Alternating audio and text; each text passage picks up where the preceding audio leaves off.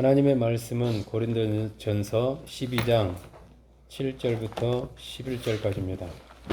고린도전서 12장 7절 12장 7절부터 11절입니다. 고린도전서 12장 7절부터 11절. 찾으셨으면 같이 합독하겠습니다.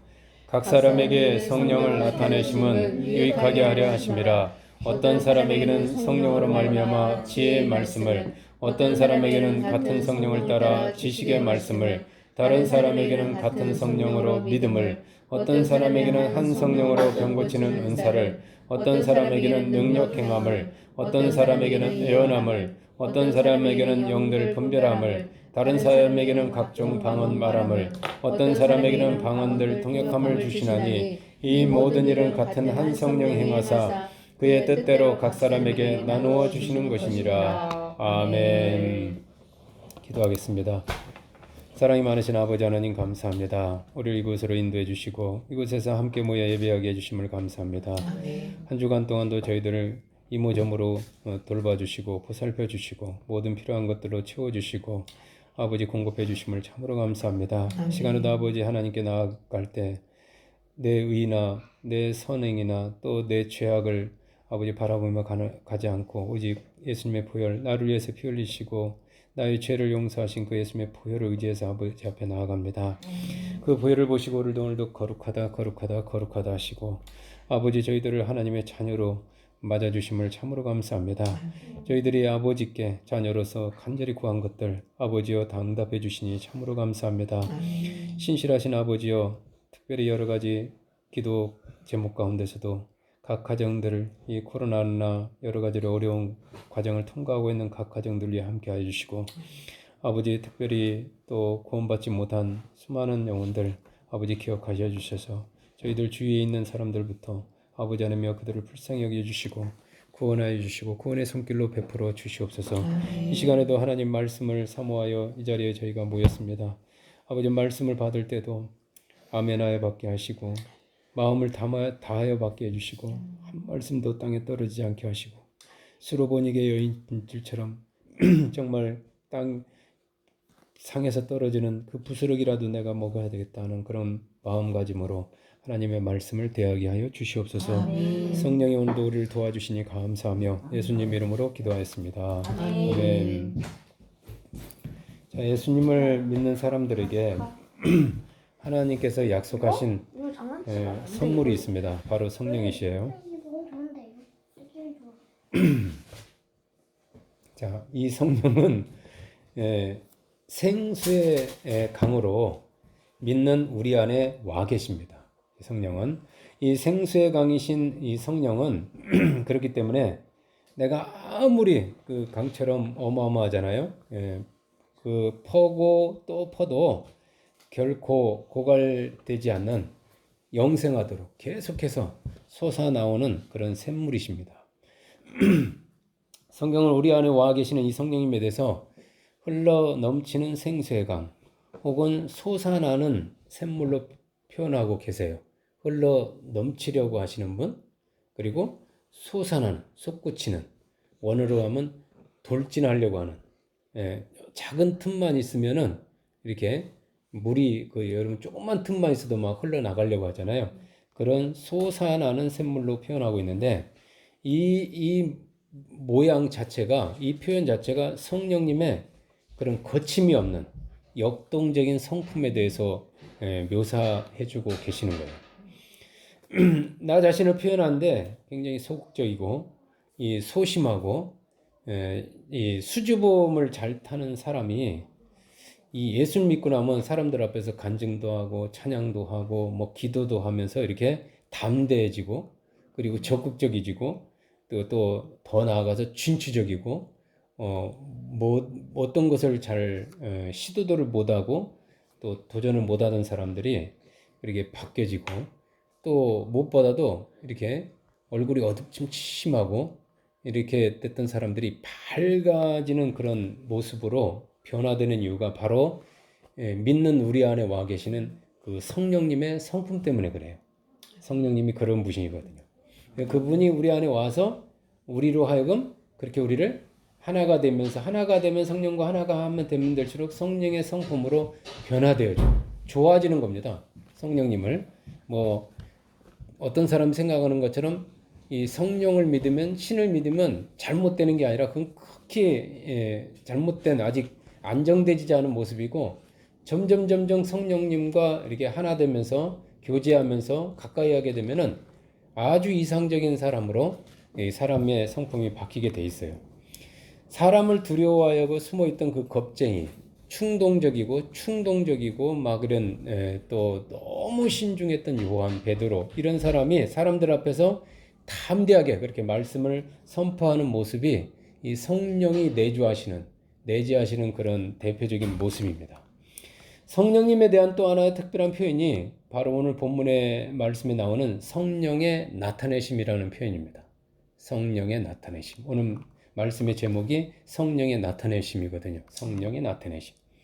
성령님은 우리 안에 조용히 와 계시는 분이 아니라 밖으로 이렇게 나타나시려는 분이에요. 나타나시려고 하는 분이십니다. 이렇게 어떤 은둔형이고 그런 스타일이 아니에요.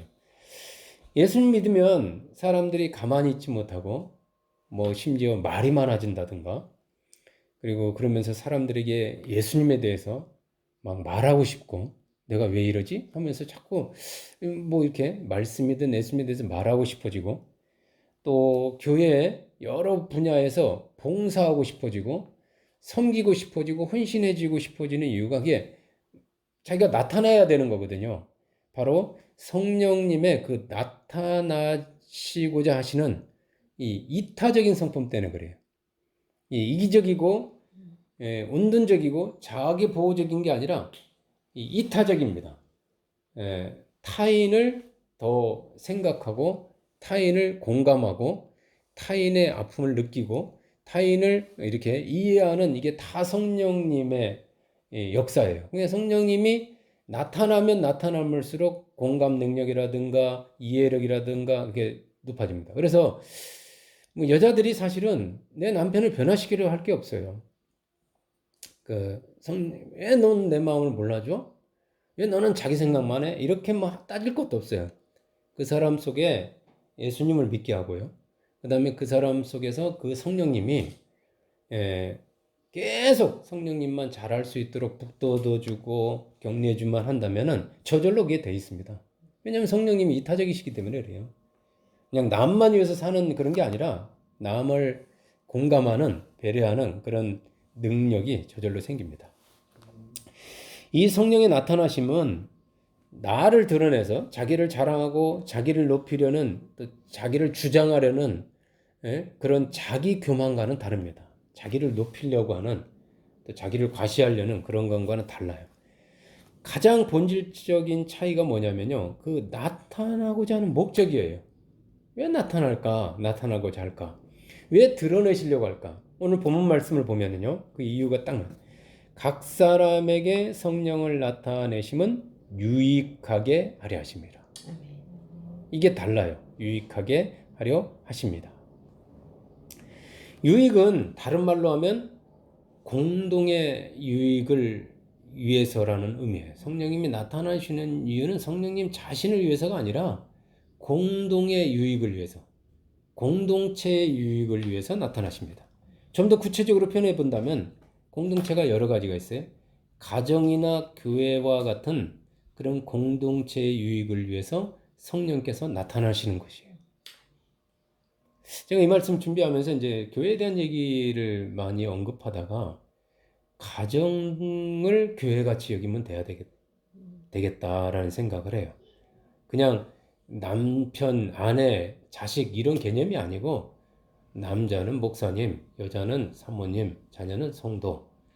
그래서 목사님, 사모님들이 성도들을 돕고 훈련시키고 성장시키듯이 그런 공동체. 그런데 그 모든 것들을 유익하게 하고 사역하시는 분이 성령이시고 성령께서 나셔서 그렇게 하시는 거라는 나타나시는 목적이죠. 성령님은 자신이 아닌 주님의 몸된 교회를 세우고 그 교회를 성장시키기 위해서 나타나셔요. 이게 다릅니다. 예, 순수합니다. 거기 어떤 계산이나 어떤 목적이나 어떤 그 대가를 바람이나 어떤 알아주었으면 하는 그런 게 없어요.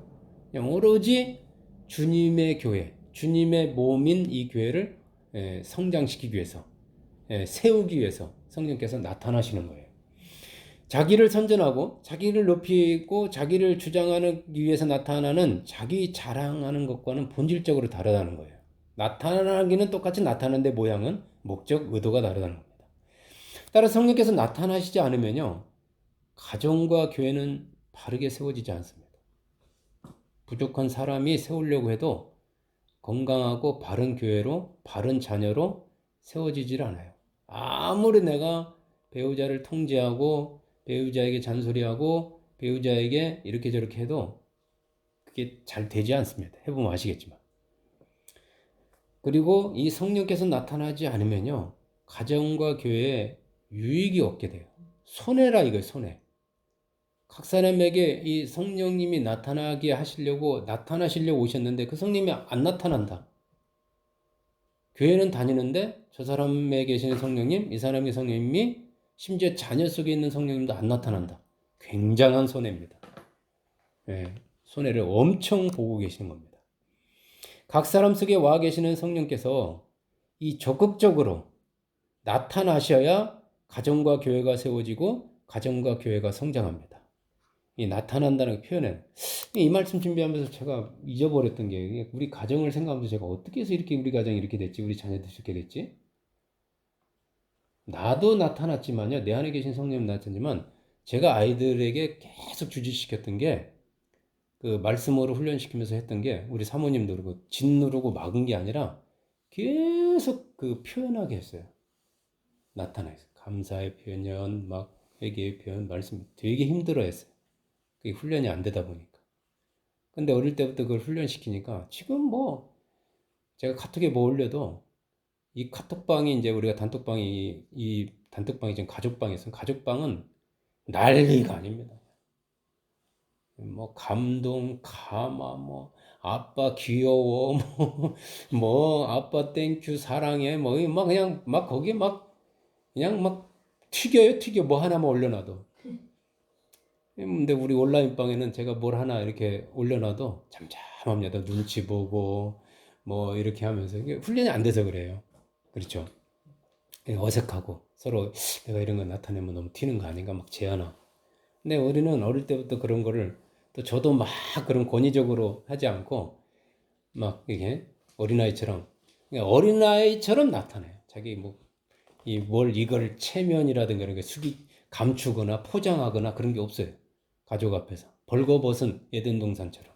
성령께서 나는 교회가 그런 교회가 가장 이상적인 교회라고 생각해요. 그렇게 서로 뭘 어떻게 나타나도 상처를 받는 게 아니라 되게 잘난 척하네 이렇게 판단하는 게 아니라 그냥 좋은 거예요. 그냥 기쁘고 행복한 거.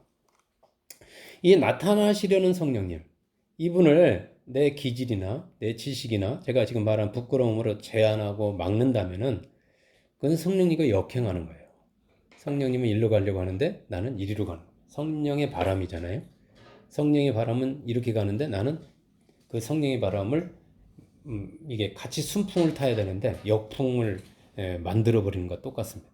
그러니까 가정이 나아가겠어요? 개인의 삶이 나아가겠냐고. 힘들죠. 어렵죠. 여러분, 가정과 교회가 튼튼하고 건강하게 세워지고 성장하는 것이 주님의 뜻입니다. 주님의 바람이에요. 그러기 위해 우리 안에 와 계시는 이 성령께서 각 사람 속에 있는 성령께서 적극적으로 나타나야 돼요. 예. 우리 안에서 성령이 나타나기 시작하면은 이 가정이나 교회만 유익하게 되는 것이 아니에요. 우리의 신앙도 성장하고 더 튼튼해지고 더 강력해집니다. 예, 나타나시면 나타날수록 희한해요. 이 성령의 나타나심을 다른 말로 하면 은사라고 합니다. 은사. 예, 은사. 영어로는 gift, 선물이라는 거예요. 그냥 아무 조건 없이 나타나서 그 크리스마스 때 오는 산타 마냥 나타나서 나누어주는 거예요. 은사란 건 나누어주는 거예요. 선물로 주다 이 말이에요. 그냥 봉사하는 게 은사를 사용하는 게 아니라 은사를 나누어 주는 겁니다. 내 안에. 그냥 성령이 나타나셔서 주는 거예요. 그냥 내게 있는 그 달란트를. 그 안에 담겨져 주는 게 기쁨입니다. 그럼 받는 사람이 기쁘고 나도 기쁘고 이런 거예요. 우리 안에 와 계시는 이 성령님의 은사들을 필요한 사람들에게 선물로 은혜로 나누어 줄 때 우리의 은사들도 성장하고 발전하는 거예요. 아멘. 막 나타나면 나타날수록 그 은사가 개발되고 발전하겠다고 다듬어지고 더 강력해지고 더 뚜렷해집니다. 그래서 저 사람이 저런 은사 가졌네? 금방 알아볼 정도로 뚜렷해져요. 말씀의 은사 뭐 이런 식으로. 이것을 신앙이 잘한다라고 말합니다. 저는 신앙이 몇 년 교회 다녀도요. 잘하질 않아요. 그대로예요. 성령이 안 나타나셔서 그래요. 쓰질 않아서 그래요. 사용하질 않아서 그래요. 여러분 은사를 나누어 줄 때, 즉 성령님이 자주 나타나고 무시로 나타날 때 신앙은 쭉쭉 자랍니다. 쑥쑥 자라게 되는 거예요. 그렇다면 성령님은 각 사람에게 어떤 모양으로 나타나실까요? 어떻게 나타나시고 어떤 선물을 주실까요? 성령님 나타나시는 은사의 종류는 실로 다양해요. 오늘 본문 8절 이하의 말씀을 보면 어떤 사람에게 성령으로 말미암아 지혜의 말씀을, 어떤 사람에게 같은 성령을 따라 지식의 말씀을, 다른 사람에게는 같은 성령으로 믿음을, 어떤 사람이 한 성령으로 병 고치는 은사를, 어떤 사람에게는 능력 행함을, 어떤 사람에게 애언함을, 어떤 사람이 영들 분별함을, 다른 사람에게는 각종 방언 말함을, 또 어떤 사람에게는 방언들 통역함을 주시나니 이 모든 일은, 이 모든 은사들은 같은 한 성령이 행하사 그의 뜻대로 각 사람에게 나누어 주시는 것이니라. 아멘. 나누어 주는 것이다 라고 했어요. 우선 가장 중요한 내용은 한 성령 안에 다양한 은사들, 나누어 줄 것들이 많다는 거예요. 그래서 제가 여러분에게 옛날에 이런 멘트를 서로 축복할 때 줄 것이 많습니다. 이 말이 그 말이에요. 자매님이 줄 것이, 그리고 또 우리 전도현장에 가서 선포할 때 저를 만나면 받을 복이 많습니다. 이게 그런 뜻이에요. 교만한 말이 아니고 은과 금은 내게 없지만 내게 있는 것으로 내게 주노니 일어나 걸으라. 병 고치는 은사를 그냥 나눠준 거죠. 아멘. 이해 가시겠죠? 다양한 줄 것들이, 다양한 은사들이 많다는 거예요. 다시 말하면 우리 안에 바로 이 다양한 은사들, 줄 것들이 생수의 강처럼 많다는 거예요. 강처럼. 다양하다, 많다, 엄청나다. 우리가 흔히 알고 있는 나는 방언의 은사를 받았어. 나는 전도의 은사를 받았다는 말과는 다른 말이에요. 이 말이. 나는 방언을 못 받았어. 나는 전도의 은사를 못 받았어. 사람들이 이런 말들을 많이 써요. 여러분, 그게 굉장히 이상한 표현인 거예요, 사실은. 우리 안에 와 계시는 성령님을 통합적인 인격체로 인식해야 돼요. 팔 하나만 와 있습니까? 우리 안에 성령님이? 우리 성령님이 눈 하나만 와 있어요? 어떤 그런 세포로 와 있는 거예요? 장기로 와 있는 거예요? 아니에요. 하나의 통합적인 인격체로 와 계시는 거예요. 그래야지 이 성령님은 어떤 은사의 하나 정도로 인식한다면 이건 성령님에 대한 굉장한 오해고 오류입니다. 사실은. 무식한 거예요. 그렇게 표현하는 거예요. 난 전도 은사 받았어. 물론 내가 내 안에 계신 성령님을 통해서 그 사람에게, 믿지 않는 사람에게 내가 전도를 한다든가 믿음을 줘가지고 그 사람 믿음을 받아서 그 사람 입장은 그렇게 표현하지만 그가 예수를 믿는 순간 그 안에도 나와 같은 통합적인 성령님이 와 계시다는 거예요. 그 순간부터 그도 줄 것이 많아진다는 거예요. 바뀌어야죠. 항상 받는 입장에서만 생각하면 안 되죠. 주는 입장. 왜냐하면 성령의 본부가 돼버렸으니까.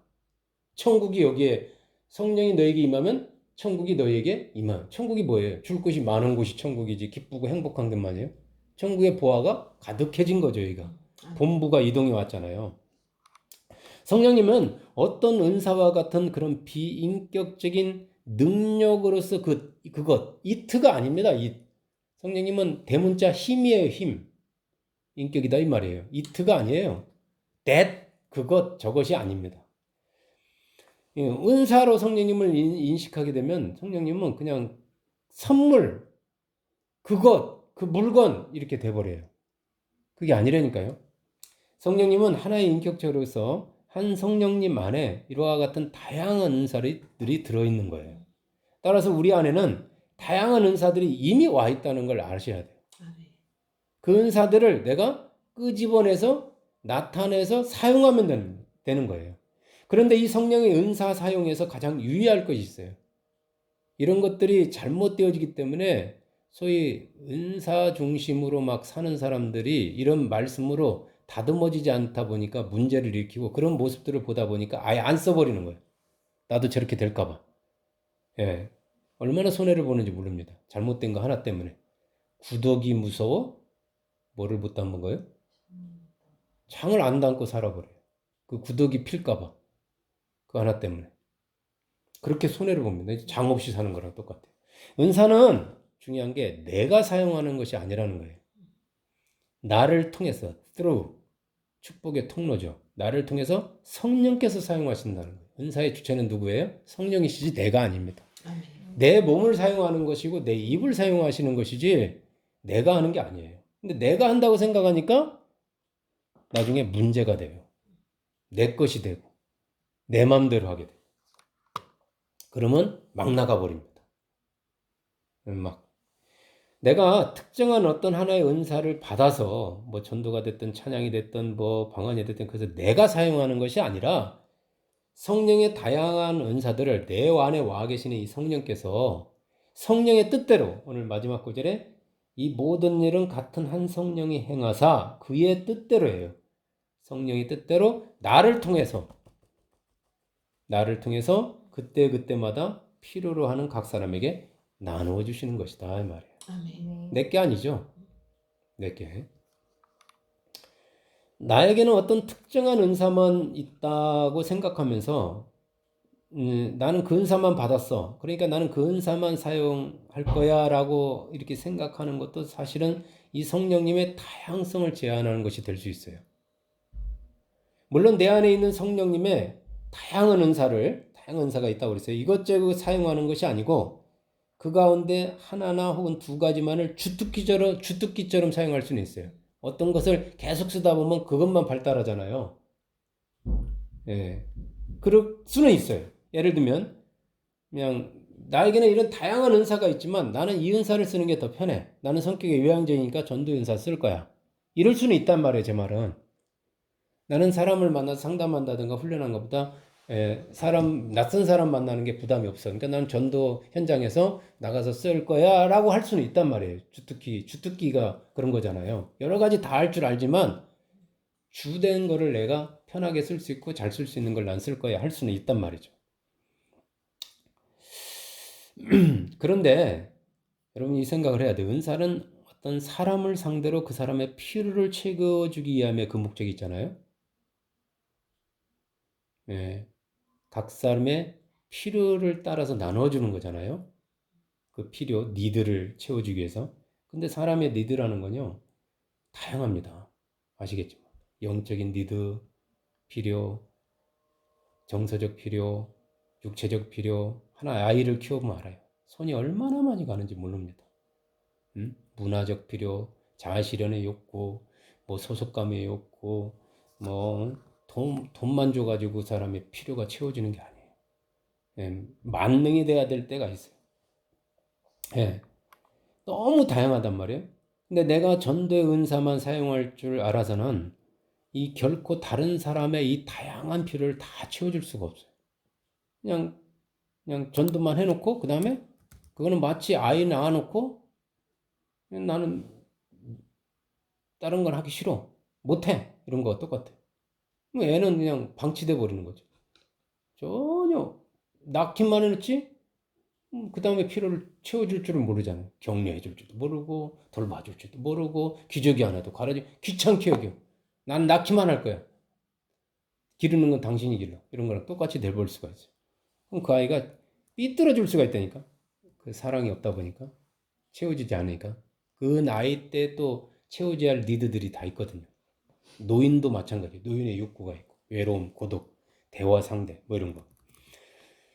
그렇기 때문에 가능하다면 내 안에 성령님께서 그러하신 것처럼 다양한 은사들을 그때그때마다 적절하게 사용할 줄 아는 것이 훨씬 유익한 거예요, 사실은.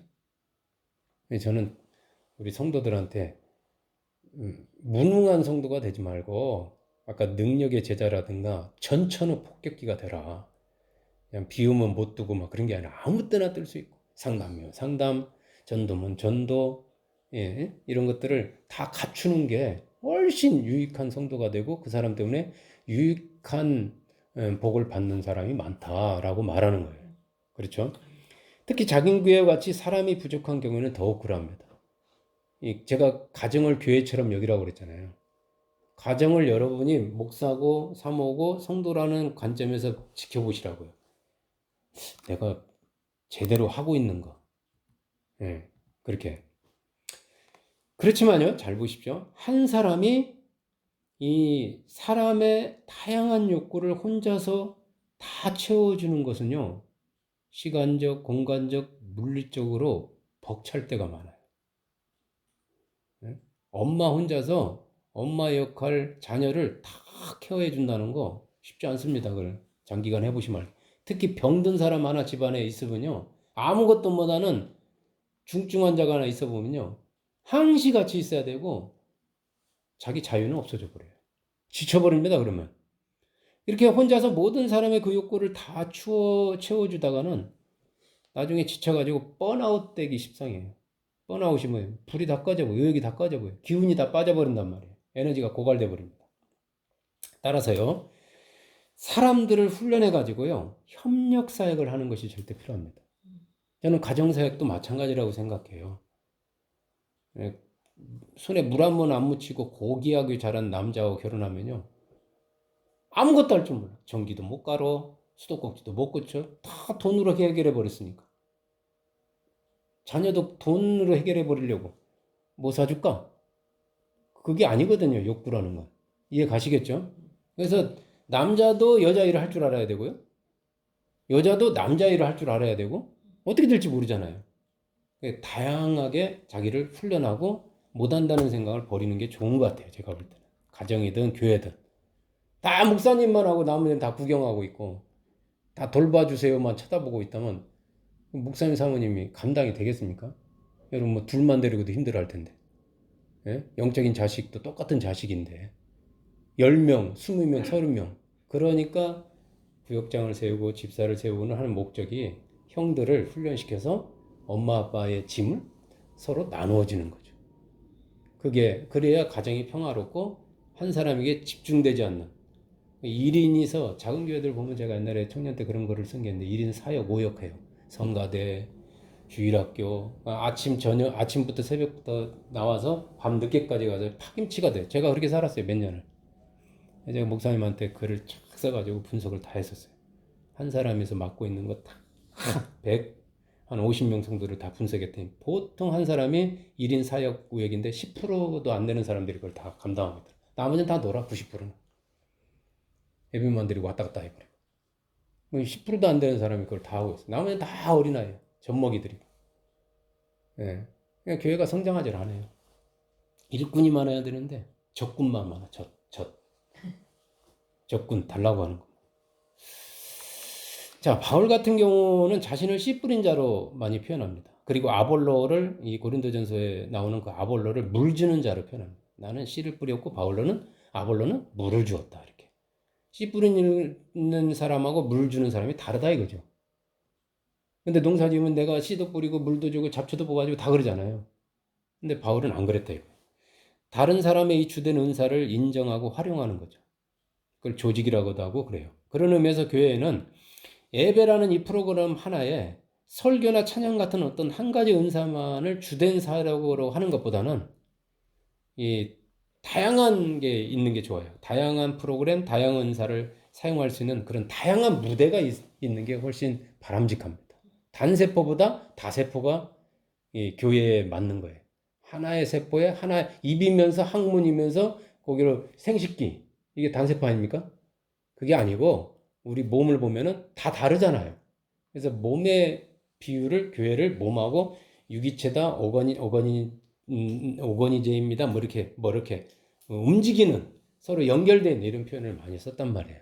그렇게 그래야 교회가 건강하고 교회가 성장하고 교회가 잘 굴러간다 이런 의미입니다. 자, 12장 오늘 그 다음 구절 볼까요? 12절 13절 한번 합독해 보겠습니다. 같이 합독할까요? 몸은 지체가 있고 몸에 지체가 많으나 한 몸인가 같이 그리스도도 그러하니라. 우리가 유대인이나 헬라인이나 종이나 자유인이나 다 한 성령으로 세례를 받아 한 몸이 되었고 또 다 한 성령을 마시게 하셨느니라. 아멘. 이 지체들 간의 협력과 연합의 중요성에 대해서 바울은 이 교회를 몸으로 표현하면서 그 중요성을 강조하고 있어요. 즉 몸은 하나지만 지체는 많다는 겁니다. 많아야 된다는 거죠. 그러면서 우리가 유대인이나 헬라인이나 출신 성분이죠. 종이나 자유인이나 신분이 다 다르지만 높고 낮지만 많이 가졌고 적게 가지고 부자나 가난한 자나 다 섞여 있지만 다 한 성령으로 세례를 받아서 한 몸이 되었고 또 다 한 성령을 마시게 하셨느니라 라고 표현하는 거예요. 원니스를 강조하고 있습니다. 원니스.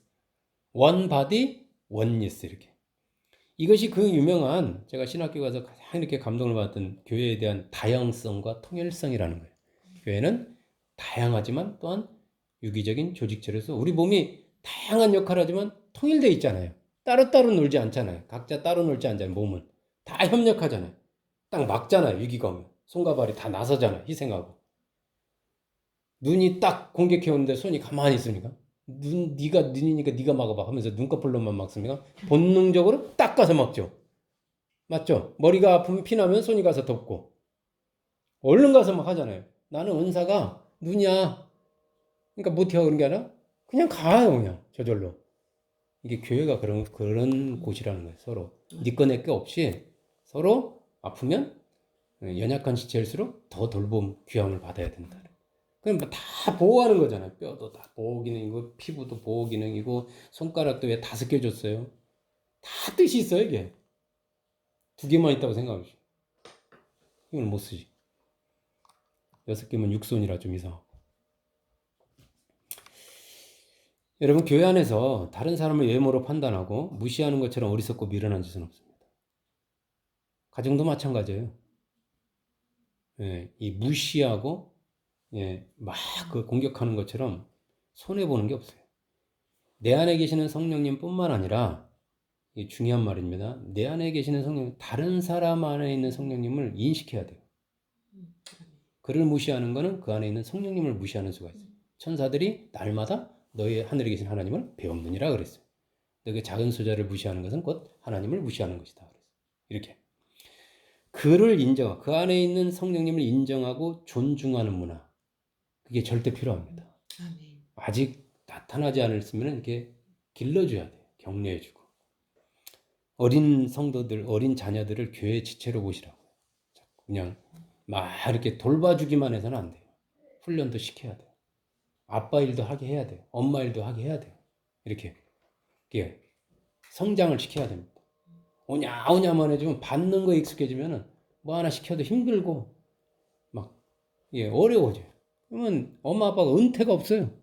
죽을 때까지 해야 돼. 그리고 이건 아내 일 뭐 이렇게 나눌 필요도 없어요.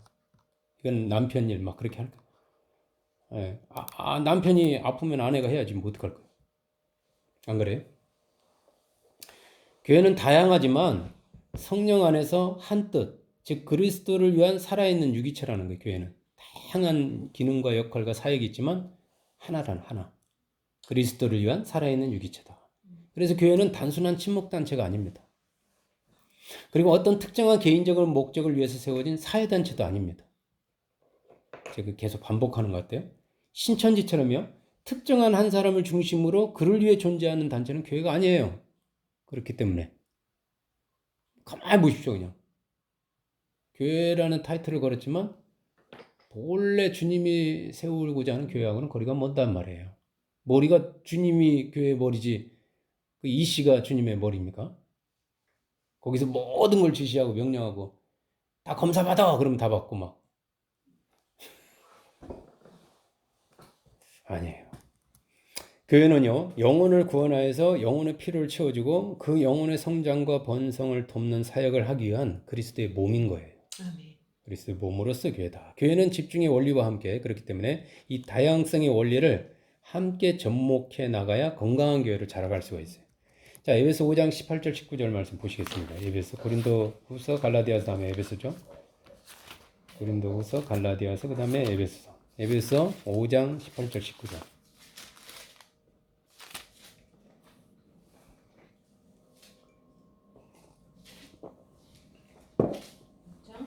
5장 18절 19절 같이 찾으셔서 합독할까요? 술 취하지 말라. 이는 방탕한 것이니 오직 성령으로 충만함을 받으라. 시와 찬송과 신령한 노래들로 서로 화답하며 너희의 마음으로 주께 노래하며 찬송하며. 아멘. 성령께서요, 우리의 삶 가운데 자유롭게 또 자연스럽게 나타나기 위해서 우리가 해야 할 일은 오직 성령으로 충만함을 받는 거예요. 아멘. 성령 충만이다 이 말이죠. 여기서 우리는 또 하나의 의문을 가질 수가 있어요. 이미 우리가 앞에서 살펴보았듯이 성령님은 생수의 강이에요. 그래서 마르지 않는 분인데 그 자체로 부족함이 없는 넘치는 충만하신 분인데, 오늘 말씀은 성령으로 충만함을 받으라 이 말은 내 안에 계시는 성령님이 고무풍선처럼 빵빵해졌다가 지금 바람이 빠졌으니까, 지금 바람 빠졌으니까 성령님을 바람을 빵빵하게 넣으라는 말인가? 그런 말일까요? 아니에요. 이 말은 성령 충만을 오해하는 분들이 있어요. 뭔가 자기가 기운이 빠졌다고 그 감정 느낌으로 해가지고 뭔가 빵빵하게 고갈돼가지고 뭔가 채워넣으려고 하는 분들이 있어요. 아닙니다, 여러분. 그건 성령님에 대한 엄청난 오해입니다. 무지입니다. 성령님은요 항상 충만하셔요. 아멘. 변함없이 생수의 강처럼 마르지 않습니다. 그렇다면 어떻게 해야 내가 성령으로 충만함을 받을 수 있을까요? 내가. 이 말씀의 본래적 의미는요, 충만하신 성령, 생수의 강처럼 충만한 성령님으로 너 자신을 충만해지게 해라 라는 뜻입니다. 그래서 출러 넘치게 해라 이런 뜻이에요. 나타나게 해라 막 이렇게. 아멘. 예. 다시 말하면 우리 안을 성령님으로 충만케 하라는 거예요. 아니면은 이 말은 너희 삶을 성령님으로 충만케 하라. 성령님이 충만하게 나타나시게 해서 성령님으로 충만한 삶이 되게 하라 이런 뜻이에요. 이 말이. 성령님이 너희 삶 가운데 지금 말라있게 하지 말아라 이 말이에요. 예, 고갈되게 하지 말아라 이 말이에요. 기분 나쁘면은 말을 안 해버리고, 기분 나쁘면 기도를 안 해버리고, 기분 나쁘면 교회를 안 가고, 기분 나쁘면 말씀을 안 봐버리고, 이런 현상이 일어나죠. 나타나지 않는 거예요. 그 사람 속에는. 기쁨이 안 나타나요. 은사가 안 나타나요. 서로 냉랭해지고 침묵하게 되고 갈등하게 되고. 그래서 내가 성령은 싸우면 다투면 안 나타난다고 그랬잖아요. 예, 막혀버린다고. 손해본다는 거. 즉, 이 말에 다른 말로 하면요, 제가 이렇게 말하면 그러면 어떻게 해야 충만해질까요? 성령 충만은 말씀 충만이에요, 사실은. 아멘. 내 안을 다시 말씀으로 충만해. 말씀이 떨어져 버리면은, 예, 안 나타나 버려요. 말씀 충만. 어떻게 해요? 오늘 말씀에 시와 찬송과 신령한 노래들로 서로 화답해라. 아멘. 말하면 주고받고. 시가 그렇잖아요. 주고받고 말하고. 뭘로? 시와 찬송과 시편으로. 또 뭐예요? 신령한 노래들로. 복음서들로. 서로 화답해라. 주고받. 자유자재로 쓸 수 있도록 해라. 이 말이죠. 앞선 고린도전서 12장 13절 말씀처럼 서로 성령을 마시게 하는 겁니다. 서로 성령을 마시게 하는 것. 이 받은 은혜의 말씀과 내가 체험한 그 말씀들을 내가 반복해서, 한번 일회성으로 끝나지 말고 반복해서 서로에게 나누어 주는 거예요. 막 나누어 주는 거. 따라서 교회는요, 예배 공동체와 같은 대모임만으로는 부족합니다. 지금 보십시오. 누구만 나타나고 있습니까? 이 예배 모임에는. 누구 안에 있는 성령님만 나타나요? 서로 화답하고 서로 나타나라고 그랬는데. 잘 보세요. 저만 나타나잖아요, 지금. 그죠? 이게 대예배 모임의 특징이에요. 사회자 잠깐 사회 보고, 어떤 교회는 목사님이 사회고 목사님이 다 하지 앞에서 강대상이 내내 바뀌는 법이 없어요. 그 사람이. 대예배는 그런 거란 말이에요. 한 사람만을 쓰시는 시간. 그 사람이 도대체 뭔지 그 사람 속에 있는 게 나오질 않아. 그래서 서로의 은혜를 나누어주고 사역하고 나누어 받는 그 소모임 공동체가 절대적으로 그럽니다. 사람이 많으면요, 한 사람만 마이크 잡는다니까. 그렇죠. 이 모임은 성령이 나타나시는 이 소모임은 무대와 같아요. 그래서 가정, 셀, 어떤 목장들 이런 무대가 많을수록 교회는 성장합니다. 왜냐하면 성령이 많이 나타나야 돼요. 그게 무대가 많아야 돼요. 그런 장이 많아야 돼요. 성령 충만을 방해하는 것이 술 취하는 거예요. 술 취하지 말라. 이는 방탕한 것이죠. 이 술은 진짜 술을 의미하기도 하지만 여러 가지 비성경적이거나 비성령적인 어떤 요소들을 의미합니다. 가정이든 교회도 마찬가지. 즉 부정적인 생각이나 정보와 같은 것들입니다. 여기에 성령이 나타나는 요소가 없고 이 세상적인 거, TV나 인터넷이나 프로그램 여러 것만 막 넘치고 막 그러면은 가정이 좀 힘들어져요.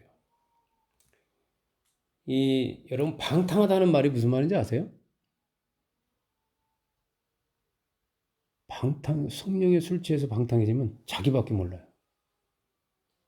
아이들이 방탕해지는 건 꼭 술 먹어서 방탕해지는 거예요.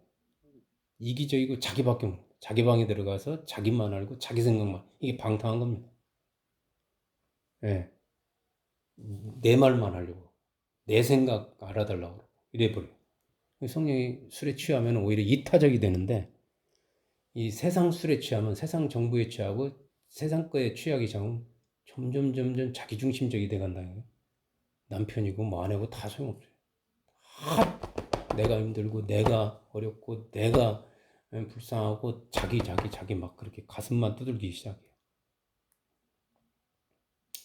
이 성령의 역사를 막아버리는 것이 바로 우리를 자기중심적인 이 방탕에 빠지게 하는 술 취함이에요. 그래서 술 취하지 말라 그러는 거예요. 여러분이 신앙생활을 잘하다가요, 마음이 답답해지고 공고해질 때가 있어요. 재미가 없어지고. 그 이유가 뭔지 아세요? 이 나타나시고자 하는 성령님을 내가 술 취함으로 술로 막혀 있는 거예요. 제한하기 때문에 그래요. 여러 가지 이유로. 성령이 나타나야 시원한데, 나타나야 속이 시원하고, 물이 막 휘돌아치는데, 흥이 나는데, 꽉 막혀 있는 거예요. 예, 봉사하다가 안 하시는 분들이 점점점 침체해지는 게 그거예요. 애기 낳다가 몇 년 쉬어버리면 다 까먹어버린 게 은사가 떠나가는 게 아니라 막혀 있는 겁니다. 예, 새벽 기도도 안 나가. 열심히 전에 때는 막 했는데 기도도 안 해. 그냥 애 돌보느라고 다 안 써버리는 거예요, 지금. 짜증만 나 있고. 이해 가시겠죠, 그 모습을. 그냥 답답한 거예요. 사는 게 힘들고 답답하고 막혀. 어떻게 해서부터 문제가 생겼는지도 몰라요. 제가 정확히 말씀드립니다. 성령이 나타난 성령이 안 나타나니까 그래요. 예, 즐겁지가 않아요. 예, 그럴 때마다요, 자신이 침체된 원인이 다른 원인을 찾지 마시고요. 술 취함으로 성령님을 제한한 것임을 알고요. 술 취함을 끊어버리고 잠시 단절시키고요. 회개해야 됩니다. 회개하고 그리고 다시 한번 적극적으로 내가 성령님을 인위적으로라도 마음이 없더라도 나타내기 시작하면 우리 안에서 기쁨이 샘솟아나요. 사람 만나서 자꾸 성령 사역하시고 시와 신령한 일로 화답하시고 힘들수록 더 그렇게 하셔야 돼요. 그래야 뚫립니다. 그래야 시원해집니다. 막힌 것이. 그래야 인생이 펴져요. 저는 개인적으로 성령 충만을 유지하는 비결이 항상 기뻐하고 쉬지 말고 기도하고 범사에 감사하는 것이라고 생각해요. 개인적 성령 충만을 유지하는 비결입니다. 제가 줬잖아요, 그거. 항상 기뻐하고 쉬지 말고 기도하고 범사에 감사하는 거. 날마다 삶 가운데 개인적으로 기뻐하는 거. 어떤 일을 해서 기뻐하는 거. 그리고 감사하는 거. 그리고 기도하는 거. 이게 바로 성령을 나타나시게 하는 성령 충만의 방법입니다. 그런 상태를 유지하는 거. 그리고 가정과 교회 공동체 안에서 이 공동체원들을 향해서 자녀들을 향해서 성도들을 향해서 특히 배우자를 향해서 기쁨의 말, 감사의 말, 사랑의 말, 믿음의 말, 힘이 되는 말을 많이 하는 거예요. 이렇게.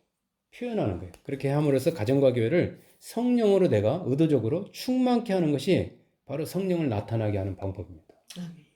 예, 권위주의에 딱 해가지고 남편이 그 말을 안 해버리잖아요. 무게가 있는 남자가 좋아해가지고 돌덩이 갖다 놓은 건 줄 알아야 돼. 돌덩이. 성령님이 없어요. 그 사람은.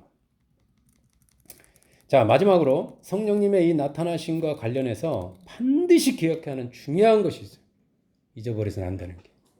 가장 중요한 원리입니다. 제가 그 세부적인 거를 여러분을 어떻게 써야 되는 거는 따로 이게 훈련해야지. 이게 그냥 원리만 말씀드려요.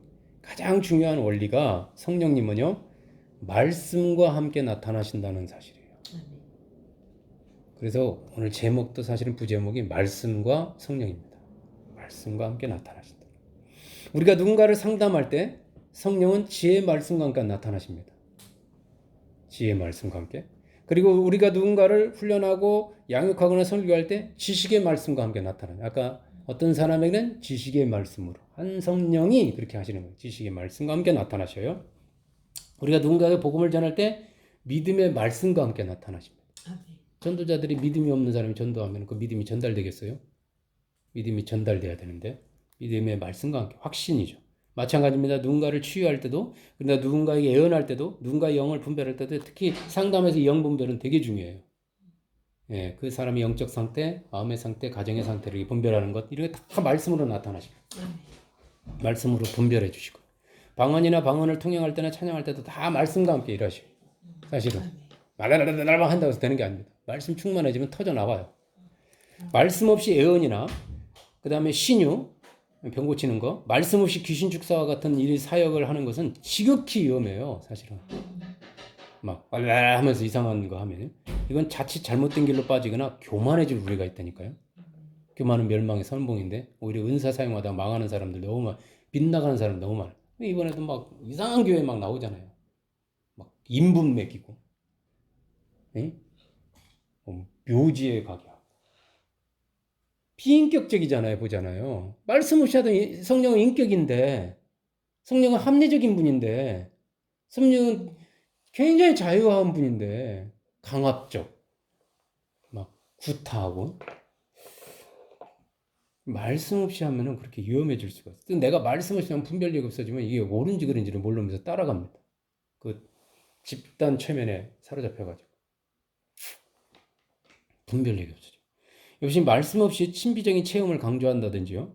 그 다음에 초자연적인 어떤 영적 존재와 접촉을 시도한다든지, 그리고 접촉한 것을 과시한다든지, 그러면서 어떤 직통 계시를 말씀 외에 다른 거를 자꾸 말해준다든지, 무당처럼.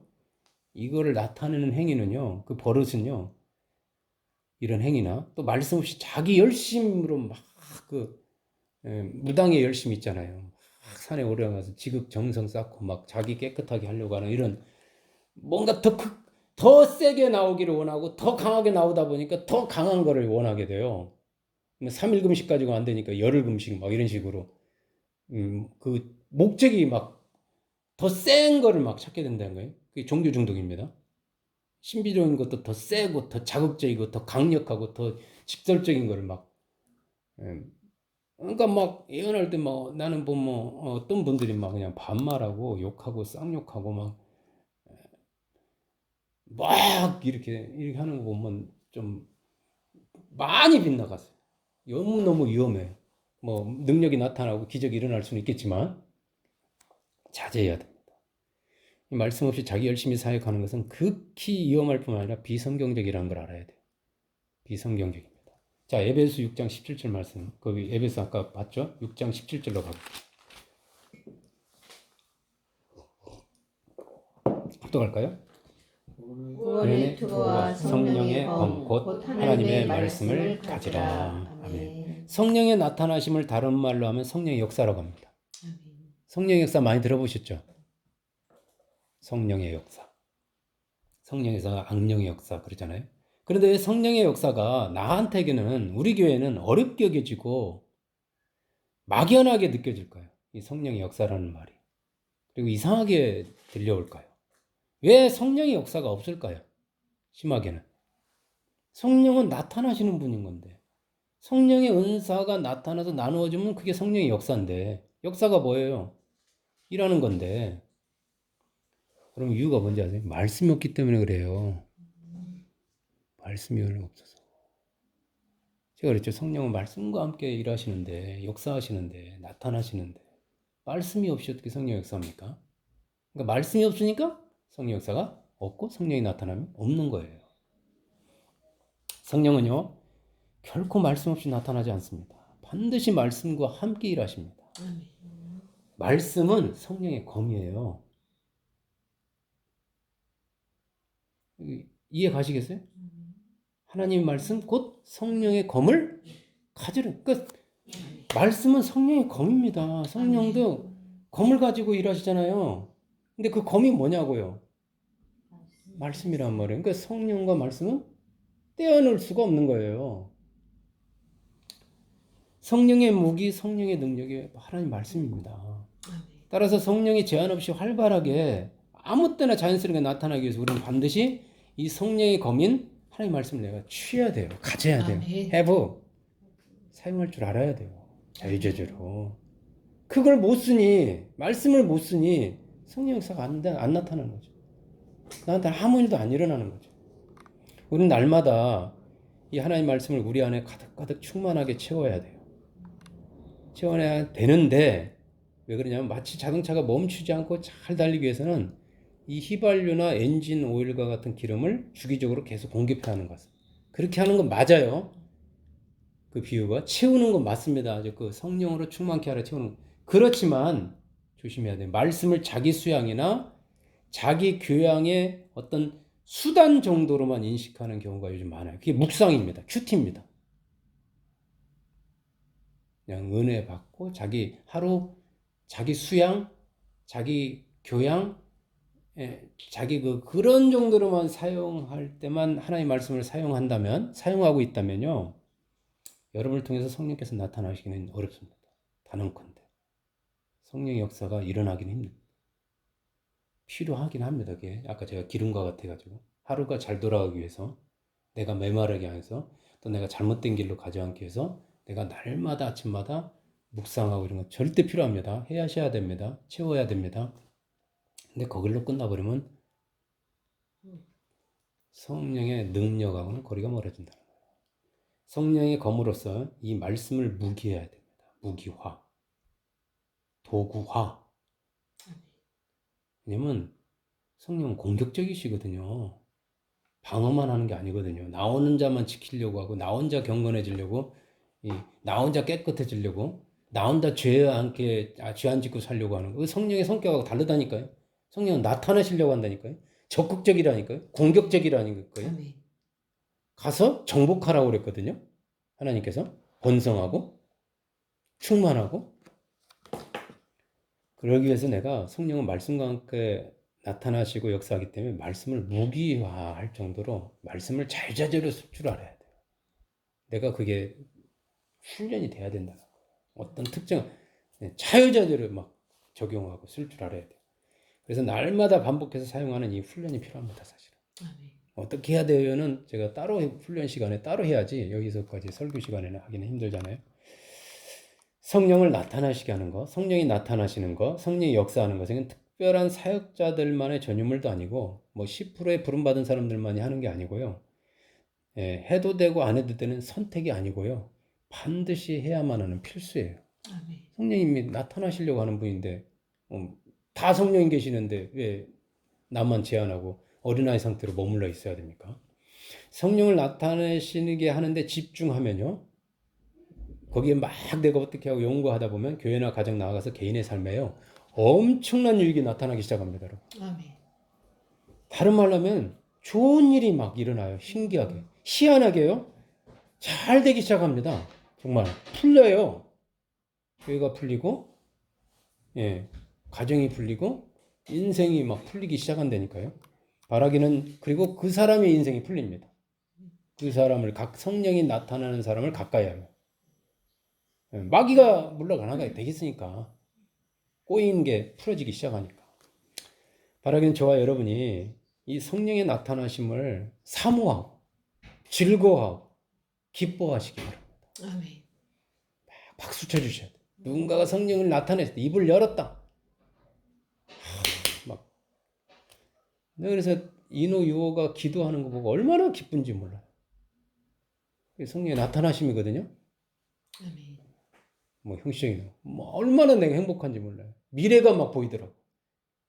막 감동 폭풍이 그 입에서 기도할 때 막 교회가 부흥해 버릴 것 같아. 이노가 마이크 잡고 기도하기 시작하면 어떤 목사님 설교보다 그걸 발전시켜줘야 돼. 찬양도 발전시켜줘야 되고 이렇게 다른 세상적인 것도 가르쳐야 되겠지만 그래야 됩니다. 여러분 그래서 저와 여러분의 삶 가운데 성령이 나타나심이 가뭄에 콩나듯 하지 않고요. 가뭄에 콩나는 게 뭐예요? 엄청 뿌렸는데 한두 개밖에 안 난 거예요. 그렇게 콩나듯 하지 않고 일사적인 승카처럼 소나기처럼 장마처럼 계속 빈번해지기를 저는 소망합니다. 아멘. 예. 그래서 정말로 하나님께서 말씀으로 약속하신 그 수많은 큰 복들을 다양한 복들을 삶 가운데 깊이 많이 체험하셔서 주님과 그분의 말씀 내가 이게 말씀을 쓰기 시작한 순간부터 성령이 나타나셨다라고 간증하시기를 그래서 주님의 말씀과 그분을 높이시기를 아멘. 주님의 이름으로 축복합니다. 아멘. 예.